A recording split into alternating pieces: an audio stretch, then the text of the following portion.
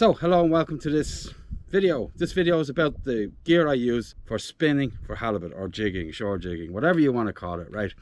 And a lot of people have asked, and it's a lot of trouble for me to write this, so I'm going to make a video about it. And before I show you the tackle that I use, I want people to understand that if you're going to try this, you probably have or will have a few screws bouncing around inside your head. I can't emphasize this enough.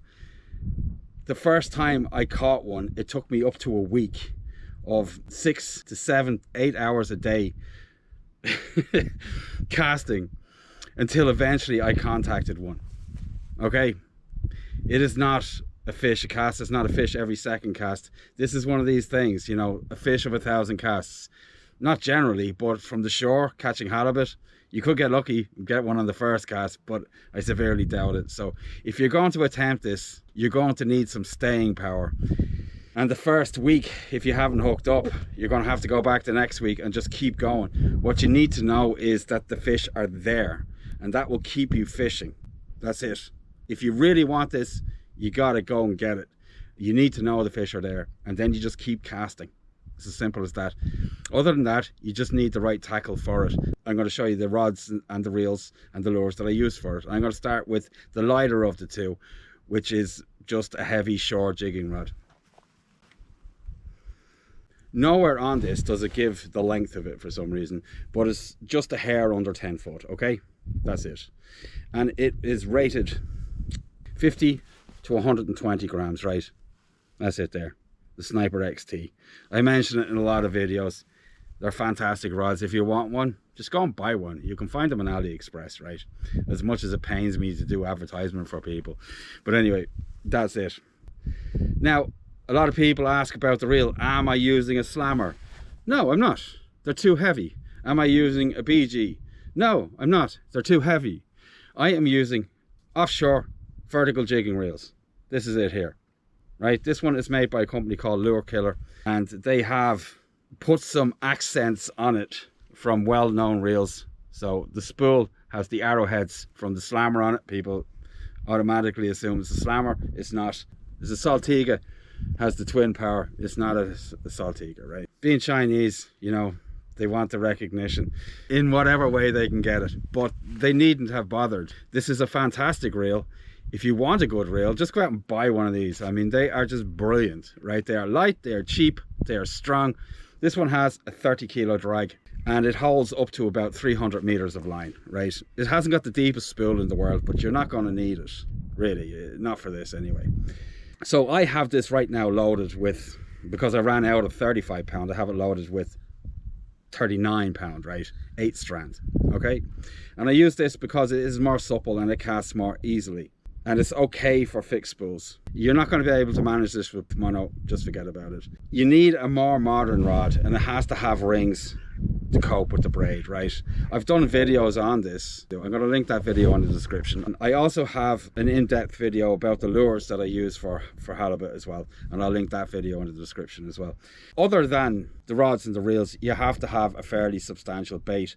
I mean, nothing's cast in stone. There's no rules about this, but I have noticed that I've never caught one on a bait that's under 17 centimeters nose to tail. So you're usually working with something over that, or at least that size anyway. But 17 is a good place to start if you're having trouble casting and all the rest of it. So this one here, I'd say, is about 25, 26 centimeters, and I have an 80 pound leader on it. This one doubles actually for cod, pollock, coley and halibut, right? You can handle all of them. Okay, so that's this one. Now this rod is made by the same company and it has a bigger reel on it. Also another Lure Killer. This one is a 10,000. It's about an 8,000 size, but they call it a 10,000. It has a 50 kilo drag. Not that you're going to need it, ever. Well, maybe, you might.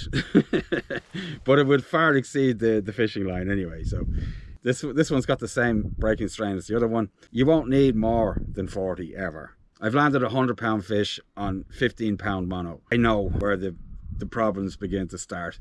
People always overgun this stuff altogether. What is special about this is the fact that this jig on here and some of the ones that I cast on this rod are 200 grams, and the line itself won't support the weight. The other lunatics that actually do this, apart from me, the way they've tackled this is they just go with a 100-pound main line and have a short rubbing leader of 150 or 100 pounds, right? If you have mono running down onto the reel here and you try to cast it, it will break all the rings on your rod, or it will cause you wind knots, and it definitely won't cast far enough. So it has to be short and it has to be outside the rod tip, and that's where this mono is going to be. I like to design systems and tackle, so I came up with another way to do it because I thought they were cutting down a distance and causing themselves problems. But because I haven't got the strength in the main line to support the weight of the jig when I'm casting, I have a casting leader on it. And this is what I call a composite leader, right? This is my own creation. I don't know anybody else that fishes this way. So some of it is mono and some of it is braid, right? And only one turn of the braid goes onto the reel, just for when you're casting, right? That's it there. And this will not break the guides on your rod. The knots are light, they're thin, and they will pass through relatively easily. It won't cause you wind knots either. So you can cast these mammoth jigs. This one is just a hair under 30 centimeters long. I have bigger ones and heavier ones.